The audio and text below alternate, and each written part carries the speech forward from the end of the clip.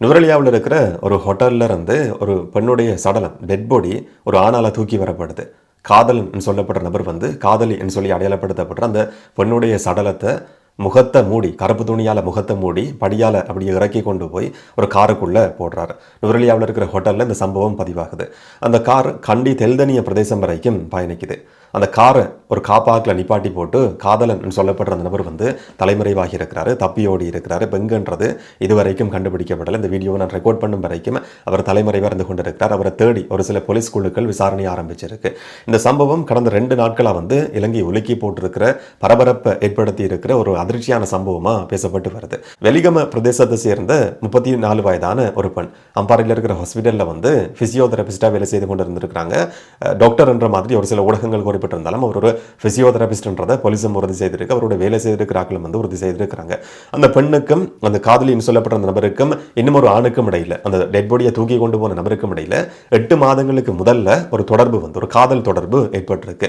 அந்த ஆண் 43 வயதான நபர் கண்ணோர்வ பிரதேசத்தை சேர்ந்தவர் என்ற மாதிரி குறிப்பிடப்பட்டிருந்தாலும் உண்மையில அவருடைய பிரதேசம் வாழ்விடம் அது கிடையாது. போலியான தகவல்களை அவர் அந்த பெண்ணுக்கு கொடுத்திருக்கிறார், குடும்பத்துக்கு கொடுத்திருக்கிறார் என்ற மாதிரியும் இன்னைக்கு போலீஸ் முதல்கட்ட விசாரணைக்கு பிறகு அறிவிச்சிருக்கு. ஒரு சாஃப்ட்வேர் இன்ஜினியர் என்ற மாதிரி தன்னை அந்த பெண்ணுக்கு காதலிக்கு அடையாளப்படுத்தி கொண்டிருக்கிறார். 8 மாதங்களா அந்த 2 பேரும் பழகி கொண்டிருக்கிறாங்க. அப்போ 3ஆம் தேதி இந்த பெண் என்ன செய்திருக்கிறாங்கன்னு சொன்னா அம்பாறை ஹாஸ்பிட்டல்ல இருந்து அங்க வேலை செய்து கொண்டிருந்த நிலையில நுவரெலியாவுக்கு பயணம் செய்யறாங்க. தனியாக பயணம் செய்திருக்கிறாங்க. நுவரெலியாவுக்கு போய் 10 நாட்களுக்கும் அதிகமா 16ஆம் தேதி வரைக்கும் நுவரெலியாவில் இருக்கிற ஒரு ஹோட்டல்ல இல்லாட்டி அபார்ட்மெண்ட்ல தங்கி இருந்திருக்கிறாங்க. வாடகைக்கு தங்கி இருந்திருக்கிறாங்க.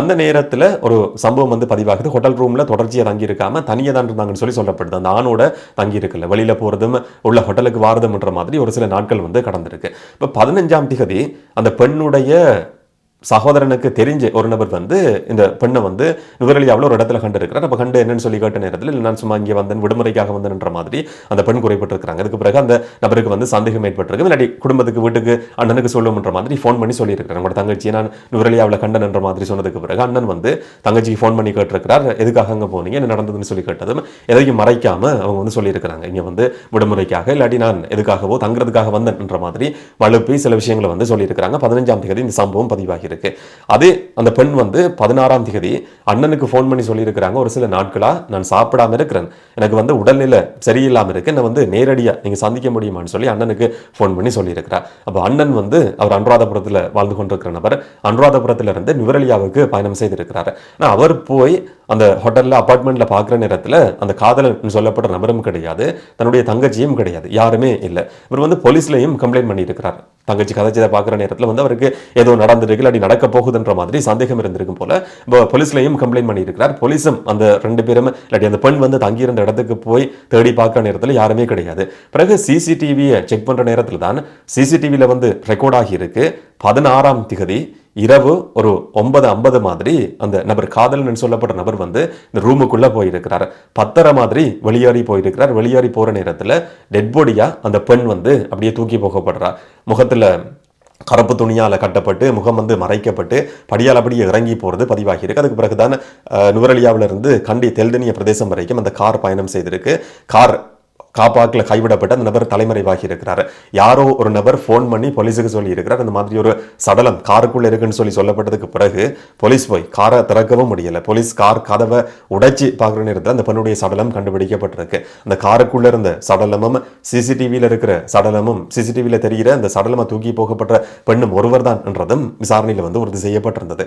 இந்த போலீஸுக்கு தகவலை சொன்ன இந்த மாதிரி ஒரு சடலம் காருக்குள்ள இருக்குன்னு சொல்லி ஃபோன் பண்ணி சொன்ன நபரை அந்த டெட் பாடியை கொண்டு போய் போட்ட காதலனா இருக்க முடியும் என்ற மாதிரியும் ஒரு சில ஊடகங்கள் குறிப்பிட்டிருக்கு. உண்மை போய் எதுன்றது நமக்கு இது வரைக்கும் தெரியாது. அந்த நபர் எங்க இருக்கிறாருன்னு சொல்லியும் இது வரைக்கும் கண்டுபிடிக்கப்படல. சில நேரங்களில் எப்படியுமே இன்றைக்கு இல்லாட்டி இந்த வீடியோ பார்க்குற நேரத்தில் சில நேரங்களில் கைது செய்யப்பட்டிருக்கலாம். அப்படியுமே நீண்ட நாட்களுக்கு தலைமறைவாக இருக்க முடியாது. ஆனால் அந்த நபர் சம்பந்தமாக தெரிய வந்திருக்கிற இன்னும் ஒரு அதிர்ச்சியான தகவல் என்னன்னு சொன்னால், இதே மாதிரி இந்த பெண் மட்டும் கிடையாது, இதுக்கு முதலையும் இதே மாதிரியான குற்றச்சாட்டுகள் அவருக்கு எதிராக இருக்கு. தேடப்படுற ஒரு சந்தேக நபராக இருக்கிறவர் நீதிமன்றத்தில் வழக்கு விசாரணைகள் இருக்கு. அவருக்கு எதிராக சிஐடியில் முறைப்பாடு செய்யப்பட்டிருக்கு. 43 வயதான நபர் பெண்களை ஏமாற்றி பணம் பறிக்கிற செயற்பாட்டில் வந்து நீண்ட காலம் ஈடுபட்டு கொண்டிருக்கிறார் என்ற மாதிரியான முறைப்பாடுகள் இருக்கு. ஏற்கனவே திருமணமான ஒரு நபர், 3 பிள்ளைகளும் அவருக்கு இருக்கிறாங்களாம். அவருடைய மனைவியும் இந்த மாதிரியான குற்றங்களுக்கு உதவி புரிஞ்சிருக்கலாம் என்ற மாதிரியான ஒரு சந்தேகத்தின் அடிப்படையிலையும் விசாரணைகளை வந்து போலீஸ் ஆரம்பிச்சிருக்கின்ற மாதிரியான தகவல்களும் வெளிவந்திருக்கு. இந்த 2 பேரும், அந்த காதலன் சொல்லப்படுற நபரும் அந்த காதலின் சொல்லப்படுற இப்போ உயிரோட இல்லாத இந்த பெண்ணும் வந்து கனடாவுக்கு போறதுக்கு திட்டமிட்டு இருந்தாங்கன்ற மாதிரி சொல்லப்படுது. பேங்க்ல வந்து 50 லட்சம் ரூபாய் கடன் வாங்கி இருக்கிறாங்க. உறவினர்கள்ட்ட தெரிஞ்சவங்க சொல்லி ஒரு 100 லட்சம் ரூபாய் வரைக்கும் 1 கோடி ரூபாய் வரைக்கும் கடன் வாங்கி இருக்கிறாங்க. மொத்தம் 1.5 கோடி ரூபாய் கடன் வாங்கி காதல் சொல்லப்படுற அந்த நபரை நம்பிக்கொண்டு காசு கொடுத்திருக்கிறாங்க. வெளிநாடு போறதுக்கான திட்டம் போடப்பட்டது என்ற மாதிரி சொல்லப்பட்டிருக்கு. ஆனா அந்த பெண்ணுடைய சகோதர அண்ணன் வந்து இன்னைக்கு சொல்றாரு, வெளிநாடு போறதுக்கான இந்த விதமான முயற்சியும் முன்னெடுக்கப்படல. கடைசி நேரத்தில் வந்து காசை கொடுத்தவங்க, கடன் கொடுத்தவங்க கேட்கறதுக்கு ஆரம்பிச்சிருக்கிறாங்க. அந்த மாதிரியான ஒரு மன அழுத்தத்திலையும் கடைசி நாட்கள் அவர் இருந்தார் என்ற மாதிரியும் ஒரு சில தகவல்கள் இப்ப முதல்கட்ட விசாரணையில வந்து தெரிய வந்திருக்கு. பிரேத பரிசோதனை நடத்தப்பட்டிருந்தாலும் அதுலயும் கொலையா தற்கொலையான்றது உறுதி செய்யப்படல. ஒரு பொதுவான தீர்மானம் வந்து பிரேத பரிசோதனை அறிக்கையில் குறிப்பிடப்பட்டிருக்கு.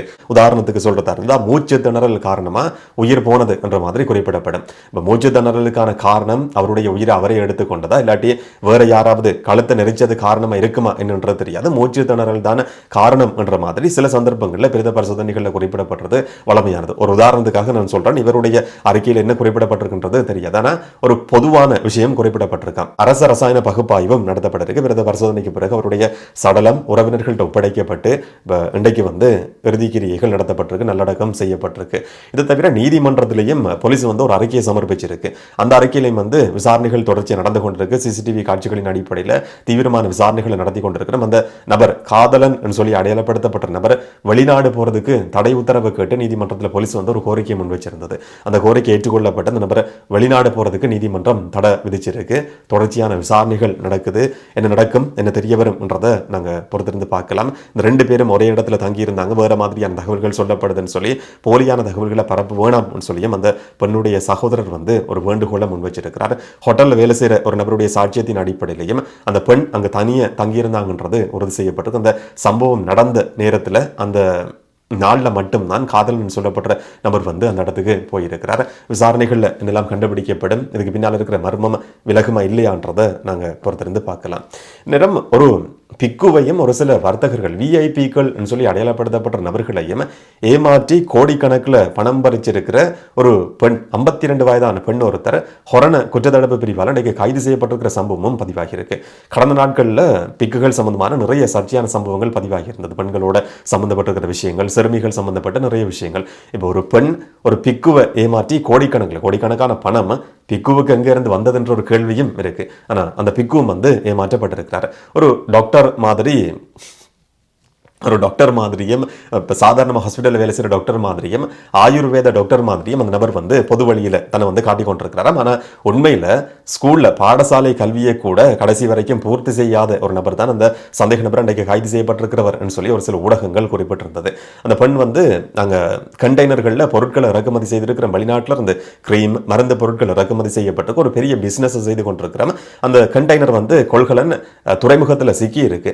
அதை வெளியில் எடுத்தா எங்களுக்கு வந்து லட்சக்கணக்கான லாபம் கிடைக்கும் சொல்லி ஒரு சில நபர்களை ஏமாற்றி இருக்கிறாராம். கோடிக்கணக்கில் பணம் பெற்றுக் கொள்ளப்பட்டிருக்கு. ஆனால் பணம் வந்து திருப்பி கொடுக்கப்படலை. கண்டெய்னருக்கு என்ன நடந்ததுன்றதும் தெரியாது.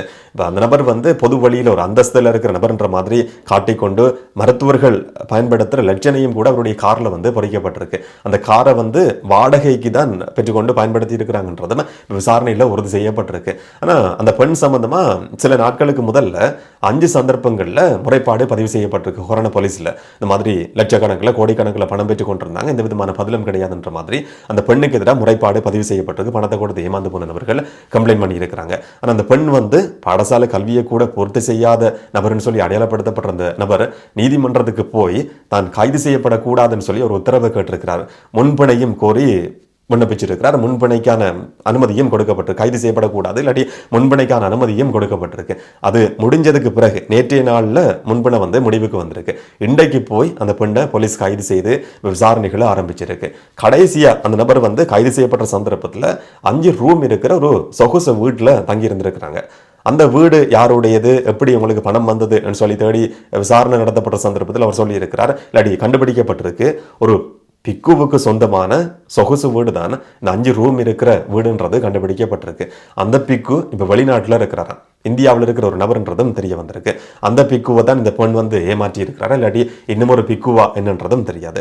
கைது செய்யப்பட்டதுக்கு பிறகு அவருடைய பேங்க் அக்கவுண்ட் சம்பந்தமா போலீஸ் தேடி பார்த்துருக்கு.